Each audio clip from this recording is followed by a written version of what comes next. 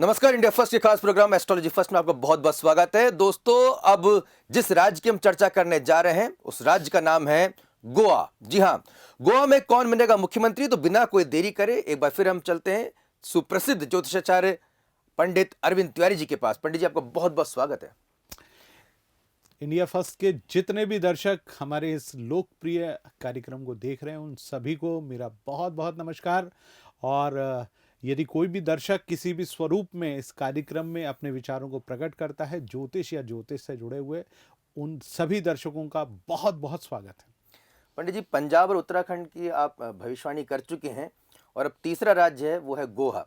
हम दर्शकों को बताना चाहेंगे कि इसके बाद दो और राज्य बाकी बचेंगे, उसकी भी भविष्यवाणियां आपको लगातार मिलती रहेंगी। क्या कुछ वहाँ पे, कौन वहाँ पे मुख्यमंत्री बनेगा, किसे कितनी सीटें मिलेगी, किसके किस्मत के सितारे चमकेंगे और किसके किस्मत के सितारे अस्त होंगे। तो अगर आप ये सब कुछ जानना चाहते हैं तो सबसे पहले ये लाल बटन दबा के चैनल को सब्सक्राइब जरूर कर लें और बेल आइकन अगर आप दबाते हैं तो आपको सबसे पहले वो नोटिफिकेशन मिल जाएगा कि पंडित अरविंद तिवारी जी ने अपनी नई भविष्यवाणी किस विषय पे की है। तो चलिए शुरू करते हैं आज का महत्वपूर्ण विषय, और वो है गोवा विधानसभा। पंडित जी, गोवा में 40 सीटें हैं विधानसभा में, और पिछली बार काफी जोड़ तोड़ करके वहां पे सरकार भाजपा बना पाई थी, लेकिन इस बार भारतीय जनता पार्टी कुछ अलग ही मूड में नजर आ रही है। पूर्व मुख्यमंत्री लक्ष्मीकांत पार्सेकर का टिकट उन्होंने काट दिया है, वो जबकि 14 फरवरी तक उनके घोषणा पत्र समिति में शामिल थे, अध्यक्ष थे, और उन्हीं का टिकट उनको नहीं मिला। और अगर और चौंकाने वाली बात देखें तो पूर्व सीएम मनोहर पर्रिकर के जो सुपुत्र हैं उनका भी टिकट जो है वो कट गया, वो भी काफी नाराज चल रहे हैं, संभवतः निर्दलीय शायद चुनाव लड़ेंगे। ऐसी स्थिति में गोवा के समीकरण किस ओर इशारा कर रहे हैं? देखिए, गोवा अपने आप में एक बड़ा अस्थिर सा प्रदेश है, जो कि बहुत छोटी विधानसभा है और एक बहुत छोटा प्रदेश है, लेकिन उसका महत्व भारतीय राष्ट्रीय राजनीति में सबसे ज़्यादा है। क्योंकि जिसके पास गोवा जिसके पास है, आप कहीं ना कहीं मानकर चलिए कि पूरे दुनिया भर से सैलानी वहाँ पर आते हैं और वहाँ से वो यह जानकर जाते हैं कि इस भारतवर्ष में आखिर किसकी सरकार है और किसका प्रभुत्व है। यही कारण है भारतीय जनता पार्टी के लिए गोवा जीतना अपने आप में उतना ही महत्वपूर्ण है जितना उत्तर प्रदेश है। और आप देखिए कि 40 सीटों वाली विधानसभा में पिछले बार जो परिस्थितियाँ थी, वहाँ पे कांग्रेस लगभग 17 उन्होंने विधानसभा सीटें जीती थी, और भारतीय जनता पार्टी जिसको मात्र 13 सीटें मिली, लेकिन रातों रात भारत के एक और चाणक्य जिनको हम कहते हैं नितिन गडकरी साहब, उन्होंने केवल रात भर में ही सारी चीज़ों को बदल डाला और वहाँ पर उन्होंने मनोहर पर्रिकर के नेतृत्व में एक बार पुनः सरकार बनवा दी। क्योंकि उस समय मनोहर पर्रिकर थे, इस समय भारतीय जनता पार्टी का जो नेतृत्व कर रहे हैं वो प्रमोद सावंत जी कर रहे हैं, मनोहर अंचारेकर जी कर रहे हैं, वो उप मुख्यमंत्री हैं। और जैसा आपने कहा लक्ष्मीकांत पार्सेकर जी के बारे में, देखिए भारतीय जनता पार्टी में दो चीज़ें हैं, वो बहुत सर्वे कराने वाली पार्टी है और बहुत सर्वे करती हैं, आंतरिक रूप से 4 सर्वे, फिर संघ का सर्वे, फिर देश की जो सुरक्षा एजेंसियां हैं उनका सर्वे, तदोपरांत वो जाकर किसी सीट पर एक टिकट का निर्धारण वहाँ से होता है। लेकिन लक्ष्मीकांत पार्सेकर जी जहाँ से चुनाव लड़ते हैं, इस बार उनके जीतने की वहाँ से बिल्कुल भी संभावना नहीं है। यही कारण है वो निर्दलीय चुनाव लड़ रहे हैं। आपने कहा मनोहर पर्रिकर जी के बेटे उत्पल पर्रिकर, उनका एक दावा बनता है पंजिम सीट पर, चूँकि वहाँ से जो तत्कालीन विधायक हैं उनकी स्थिति बहुत मजबूत है, और पणजी सीट जो है वहाँ पर ईसाई बहुल्य वोट बहुत ज़्यादा हैं। क्योंकि वहाँ पर जो वोटों का जो गिरते हैं उसमें कहीं ना कहीं हिंदू, ईसाई और अन्य जो मतावलंबी हैं जिनमें कोंकणी बोलने वाले भी हैं, उनका भी प्रतिशत बहुत ज़्यादा है। यही कारण है उन्होंने उत्पल पर्रिकर जी को दूसरी सीट ऑफर की थी, परंतु जिद के कारण उत्पल पर्रिकर जी ने अपनी वो सीट को गंवाया। मुझे लगता है उनका जीत पाना पंजिम सीट से बहुत ही मुश्किल है।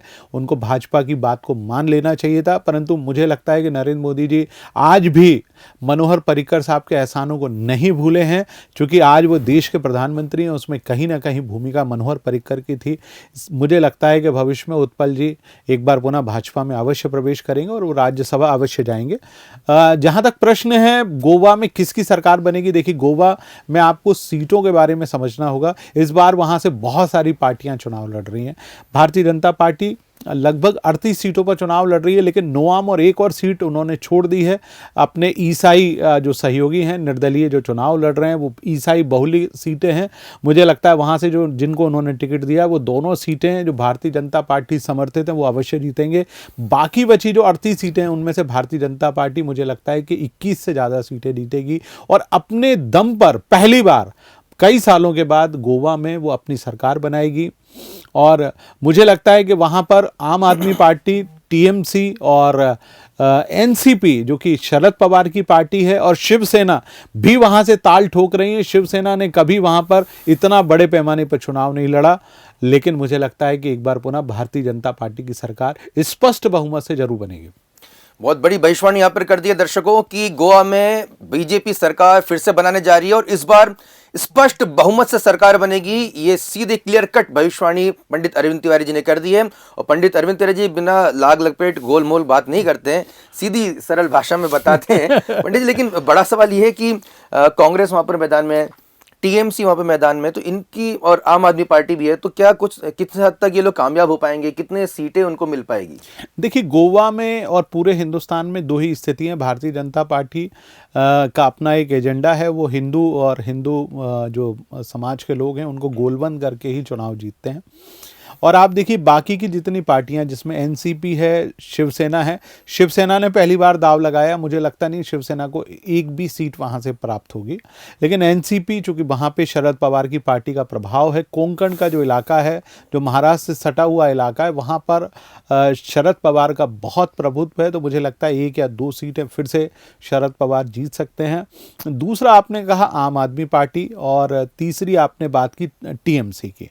देखिए, टीएमसी और आम आदमी पार्टी और कांग्रेस, इन तीनों का वोट बैंक एक ही है, जो कि गैर हिंदू जो वोटर हैं वही इनका वोट बैंक है। और भारतीय जनता पार्टी को जिताने में सबसे बड़ी भूमिका टीएमसी की और आम आदमी पार्टी की होगी, क्योंकि ये उन सारे वोटों को काट लेगी जिनके चलते कांग्रेस वहाँ पे जीता करती थी, जिसके चलते कांग्रेस को मुश्किल से 3 से 4 या 5 सीटें मिलना चाहिए, क्योंकि कांग्रेस के अधिकांश सीटें जो हैं वो इस तरह से बट के आएंगी, क्योंकि 20 से 22 सीटें भारतीय जनता पार्टी जीतेगी और 2-3 उनके निर्दलीय सहयोगी जीतेंगे। बचती हैं वहाँ पर केवल 15 सीट, जिनमें से 4 से 5 सीटें या मैक्सिमम में 8 सीटें कांग्रेस को देता हूं। 8 से ऊपर कांग्रेस का जीतना बेहद मुश्किल है। 2 या 3 सीट एनसीपी को जाएंगी, कुछ सीटें 1 या 2 सीट आम आदमी पार्टी भी जीतेगी और 1 या 2 सीट पर टीएमसी भी अपना खाता खोलेगी। इस प्रकार से गोवा में जो विभिन्न दलों की स्थितियां वो इसी प्रकार से रहेंगी। और हमेशा याद रखिए, गोवा एकमात्र ऐसा प्रदेश है जहां पर हमेशा निर्दलीय 4 से 5 हमेशा जीतते हैं, क्योंकि वहां पर हाँ एक और मैं आपको बात बताऊंगा, गोवा फॉरवर्ड पार्टी एक और है जो कि बहुत तेजी से उभर के आई है। गोवा फॉरवर्ड पार्टी उन लोगों की पार्टी है, उसका मूल उद्देश्य यह है कि गोवा के जो मूल निवासी हैं, जो वहाँ पर बरसों से रह रहे हैं, जो 400-500 सालों से रहे, जब वहाँ पर उतना ईसाई धर्म नहीं आया था और उससे पहले वो रहते थे, उन लोगों की पार्टी है, वो वहाँ के मूल लोगों की पार्टी है, उन लोगों को वो आगे बढ़ाकर चल रहे हैं। ये भी एक बहुत बड़ा कारण होगा भारतीय जनता पार्टी की जीत में। तो मुझे लगता है कि भारतीय जनता पार्टी बहुत आसानी से गोवा प्रदेश को जीतने जा रही है। तो पंडित जी, मुख्यमंत्री कौन बनेगा, इस बात की भविष्यवाणी आप याद कर दीजिए, क्योंकि फेस कौन बनेगा इसको लेकर भी अब जो है पिक्चर क्लियर होनी चाहिए। देखिए, प्रमोद सावंत जी की कुंडली निसंदेह इसमें दोहरा बहुत अच्छी चल रही है, क्योंकि 14 फरवरी को चुनाव है, उनके नेतृत्व में चुनाव हो रहा है। तो मुझे लगता है एक बार पुनः प्रमोद सावंत बनना चाहिए, लेकिन फिर भी भारतीय जनता पार्टी में किसी भी व्यक्ति का नाम नहीं लिया जा सकता। अचानक ही कोई ना कोई नया चेहरा हमेशा आता है। तो मुझे लगता है प्रमोद सावंत जी का नाम भी बहुत उम्दा है। उप मुख्यमंत्री जो मनोहर अंचारेकर जी हैं, उनका भी नाम है, और मुझे लगता है उसके अलावा भी कोई नया नाम भी आ सकता है, लेकिन प्रमोद जी की कुंडली बहुत बेहतर चल रही है। यानी अगर देखा जाए तो मोस्ट प्रोबेबिलिटी जो है वो प्रमोद जी की सबसे ज़्यादा है, प्रोबेबिलिटी में सबसे ज़्यादा वो चल रहे हैं। बिल्कुल। और लेकिन अगर कोई सेकंड थॉट आता है तो डिप्टी सीएम मनोहर अंचारेकर जी पहले दूसरी पार्टी में रहे, इसलिए भारतीय जनता पार्टी में हमेशा इस बात को देखा जाता है कि जो संघ के बैकग्राउंड से है या पुराना भारतीय जनता पार्टी का जो कार्यकर्ता है, वो हमेशा उसको ही सबसे पहले प्राथमिकता देते हैं। तो मुझे लगता है वो हो सकता है, या फिर हमारे देश के जो 2 सबसे बड़े चाणक्य हैं जी, वो किसी को भी लेकर आ सकते हैं।